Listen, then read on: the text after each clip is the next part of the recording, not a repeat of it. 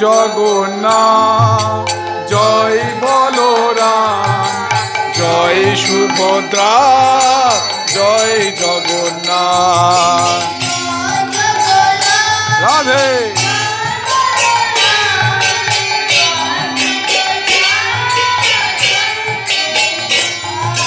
জয় জগন্নাথ, জয় বলরাম, জয় সুভদ্রা, জয় জগন্নাথ, জয় জয়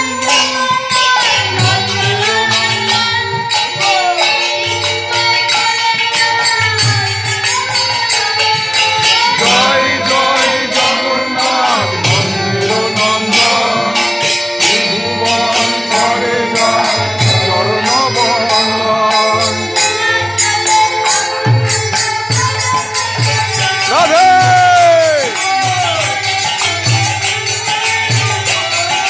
নীলাচলে শঙ্খ চক্র গদা পদ্মধর, নদিয়া নগরে দণ্ড কমল।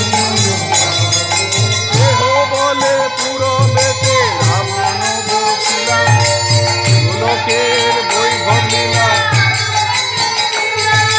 কেহ বলে পূরবেতে রাবণ বসিলা, গোলকের বৈভব লীলা।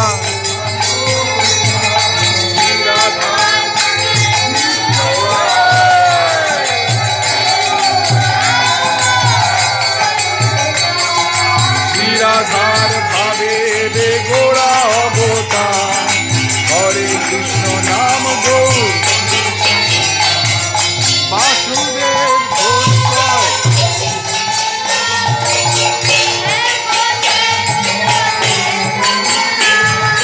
বাসুদেব ঘোষ কয় করি গৌর হাই। এই গৌর সেই কৃষ্ণ সেই জগন্নাথ, জয় জগন্নাথ, জয় বলরাম, জয় সুভদ্রা, জয়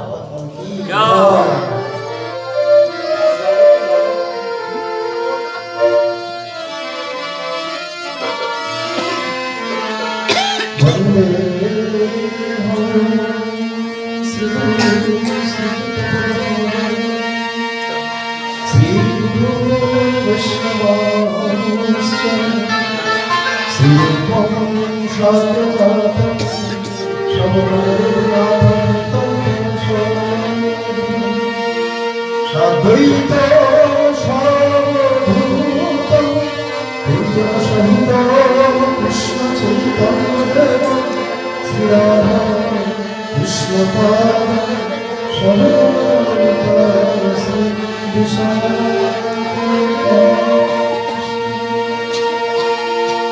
वंशाकल्पतरुभ्यश्च कृपासिन्धुभ्येव च पतितानां वैष्णवेभ्यो नमः।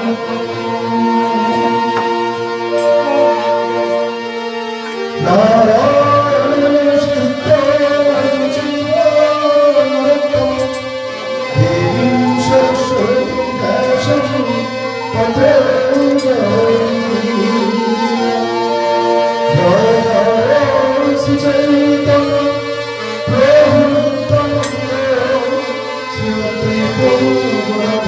Shri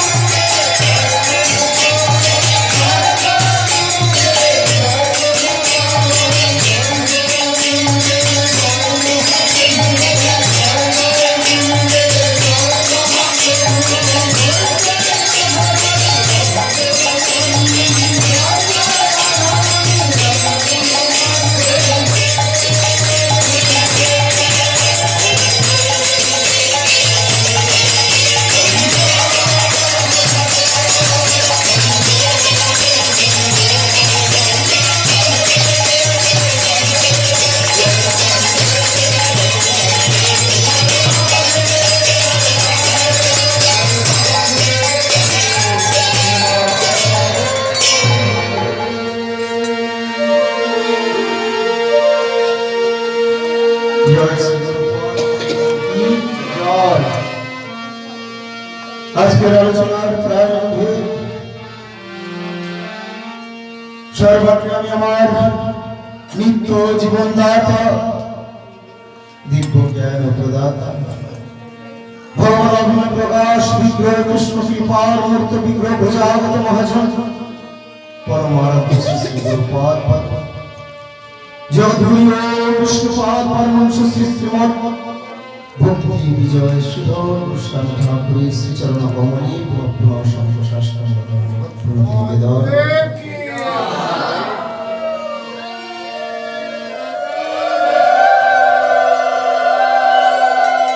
শ্রী গুরুপাদ প্রণতি জ্ঞাপন পূর্ব গুরুপাদ হৃদয়ের ধর প্রাণ সর্বস্ব স্মরণ মহাপ্রভু রাধা বৃন্দ বনমালী জি শ্রীপাদ প্রণতি জ্ঞাপন সহকারী করে সর্বস্ব বিধান প্রতি হয়ে আত্মনিষ্ঠ ধরি প্রয়াস হয়ে হরি হরি বৈষ্ণবের সুখ বিধানে প্রতি হয়ে আজকের এই শুভ দিনে শুভ তিথি বাসনে অধিবাস দিবসে গৌরাধিভাবের অধিবাস আসনে মহাপ্রভুর কথা কিছু অনুকীর্তনে প্রয়াস হব। আলোচনার প্রারম্ভে আমি আমার পরমার্থ শ্রী গুরুপাদ পরমেশ্বরণে উপস্থিত সকল ভক্ত সজ্জন মন্ডলী শ্রোতৃবৃন্দ আপনাদেরকে আমি জানাই আমার আন্তরিক সশ্রদ্ধ প্রণতি আর সেই সাথে সকলের শুভেচ্ছা শুভ আশীর্বাদ প্রার্থী আমি। আপনারা সকলে এই শুভেচ্ছা শুভ আশীর্বাদ করবেন। আমি জানি আজকের এই আসনের জন্য নয়, আজকের এই অনুষ্ঠানে বা সভার জন্য নয়, পরন্তু আমার সমগ্র জীবন শুধু তাই নয়, জন্ম জন্ম নিত্যকাল আমি আমার গুরুপাদ পদ্মের আনুগত্যে মহাপ্রভু রাধা গোবিন্দের সেবায় নিয়োজিত থেকে তাদের দিব্য মধুর কথা শ্রবণ কীর্তনে ব্রতী হয়ে সকল মঙ্গল জীবনের সুখ বিধানে যাত্রা পর হতে পারে। জয় শ্রী গুরুদেব কি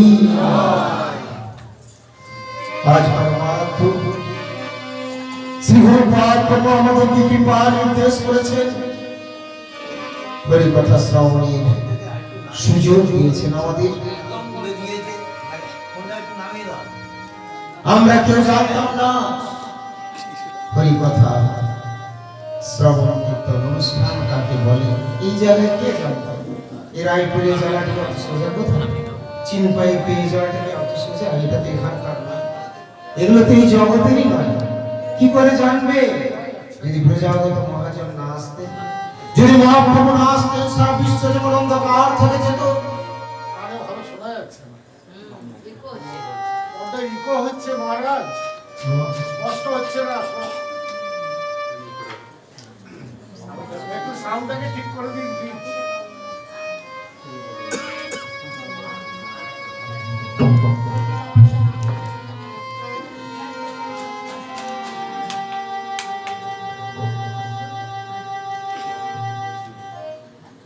हरे कृष्ण हरे कृष्ण। नहीं फिर भी माइक बंद करने से कभी कभी तो कुछ भी नहीं होगा, फिर भी गला तो खुली तो जरा तो जरूरत पड़ता है साउंड के लिए ना, इसको बंद कर देते तो बड़े तो कुछ नहीं होगा, लेकिन जरा से सही कर देना। हरे कृष्ण राधे राधे एडजस्ट करते हो तो हरे कृष्ण राधे राधे।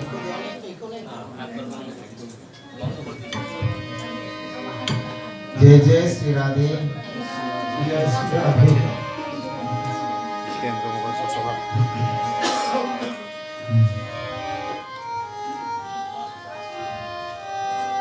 আজকে হলো মহাপ্রভুর আবির্ভাবের শুভ দিবস বাসন।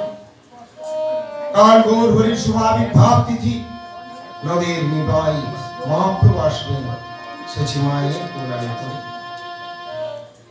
আজকে তাই অধিবাস বাসরে আমরা গুরু গৌরাঙ্গের কথা শ্রবণ করব, আলোচনা করব। পরমারাধ্য শ্রী গুরুপাদ পদ্ম আমাদের আজকে আলোচনার সুযোগ দিয়েছেন।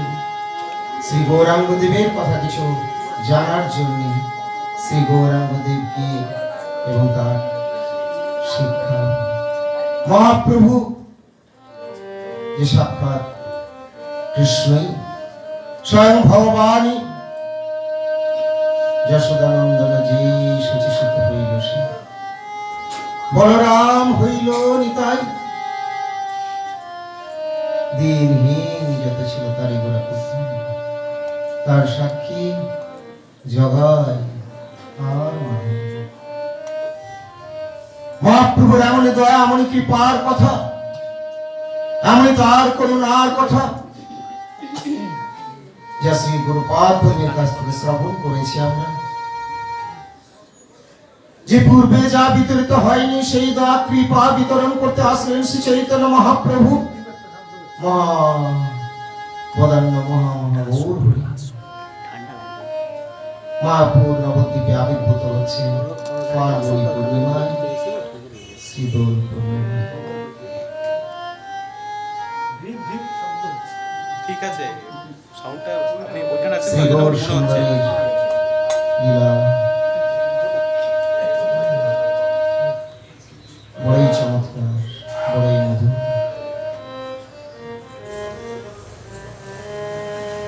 মহাপ্রভুর দিব্য মধুর লীলা কথা যদি আমরা শ্রবণ করি, শ্রবণ করতে করতে হৃদয় আমাদের নির্মল হবে, হৃদয় আমার পবিত্র হবে। পবিত্র হৃদয়ে ভগবানের উপলব্ধি পাবো। এই উপলব্ধি বা সাড়া পাওয়ার জন্য আমাকে সাধন করতে হবে। সাধন না করলে তো আমরা পাবো না, তবে সাধনের পড়াই করব। এই সাধন ভজন অনুশীলন এটি হবে গুরু বানুগত্যে, গুরুও চাই, আর কৃষ্ণ ভজনের জন্য আরতি বা আকাঙ্ক্ষা চাই। মহাপ্রভু যে এলেন এই জগতে কলিহত জীবকে উদ্ধার করবার জন্য, তার যে আপ্রাণ প্রয়াস, শ্রী গুরুপাদ বলেন যেটি তার মুখ্য কারণ নয়, গৌণ। অপরদিকে তার এই রস আস্বাদন যেটি হলো মুখ্য, কিন্তু এই গৌণটি আমাদের কাছে আবার মুখ্য। কেন না, মহাপ্রভু যেদিন আসতেন, মহাপ্রভুর দয়া কৃপা করুণার কথা জগৎবাসী আজ পাচ্ছে, যদি না পেত না জানতো তাহলে উদ্ধার হতো না। পুরাকালে পূর্ব লীলায় ত্রেতা যুগে ভগবান শ্রী রামচন্দ্র এসেছেন, দাপরে ভগবান শ্রীকৃষ্ণচন্দ্র এসেছেন।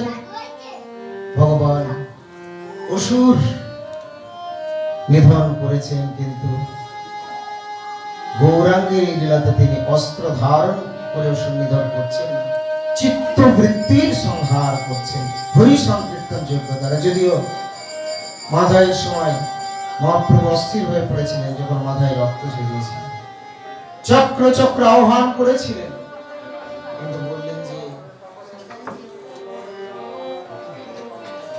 নিত্যানন্দ প্রভু নতজান হয়ে পড়লেন। প্রভু কি করছেন, আপনি চক্র ধারণ করবেন, আপনাকে শান্ত হতে হবে। নিত্যানন্দ প্রভু শান্ত করেছিলেন। এই মহাপ্রভুর কৃপার কথা, করুণার কথা, মহাপ্রভুর দিব্য মধুর লীলা কথা শ্রবণ করুন, সব বললে বন্ধ हो जाएगा। क्योंकि अत बड़े पंडित सार्वभौम भट्टाचार्य, देवानंद पंडित, अत बड़े तपस्वी पाणिकर ब्रह्मचारी, राजाधिराज लोक प्रताप रुद्र महाराज किसी को इतना आसानी से नहीं दर्शन मिलते थे। हम सबका जैसे गुरु जी का दर्शन कितना आसानी से मिल रहे, लेकिन এত সহজে মহাপ্রভুর পার্শ্বদ ভক্তদেরকে নিয়ে লীলা করে দেখিয়ে দিয়েছে।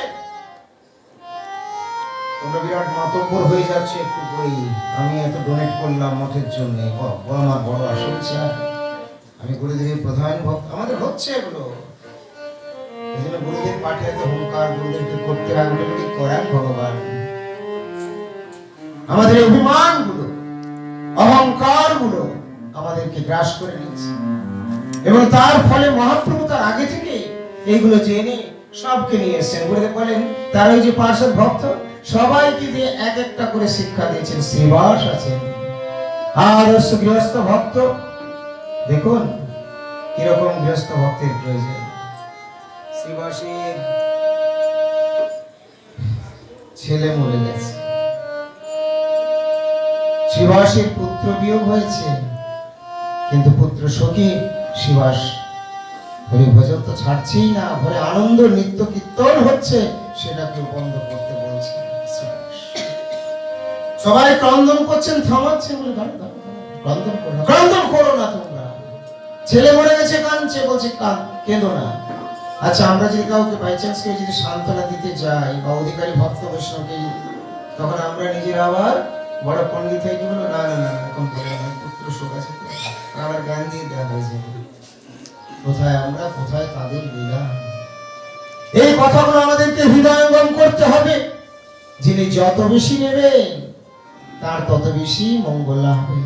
মহাপ্রভু কলিকালে আসলেন, মহাপ্রভুর এই শিক্ষা মহাপ্রভু আমাদেরকে সবাইকে জানাচ্ছেন যে তোমরা হরি নামকে সার করো, তোমরা রাধা কৃষ্ণ নামকে সার করো। মহাপ্রভু সচি দেবীকে উপলক্ষ করে আমাদেরকে সকলকে শিক্ষা দিলেন। মনে চিন্ত কৃষ্ণ মাতা মুখে বলেন।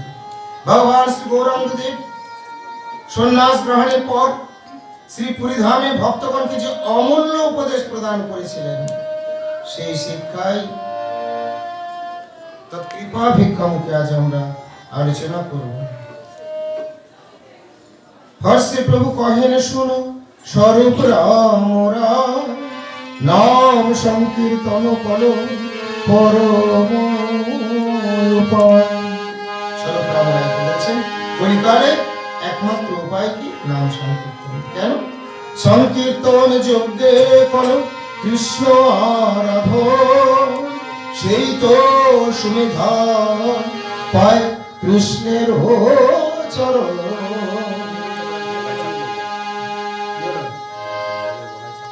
ঠিক আছে, চালতে সব ঠিক আছে, ঠিক হয়েছে। তো বলছেন কলিকালে এই হরিনাম কেবলমাত্র হরিনাম সংকীর্তন যজ্ঞে করো কৃষ্ণ আরাধন, সেই তো সুমেধা পায় কৃষ্ণের চরণ।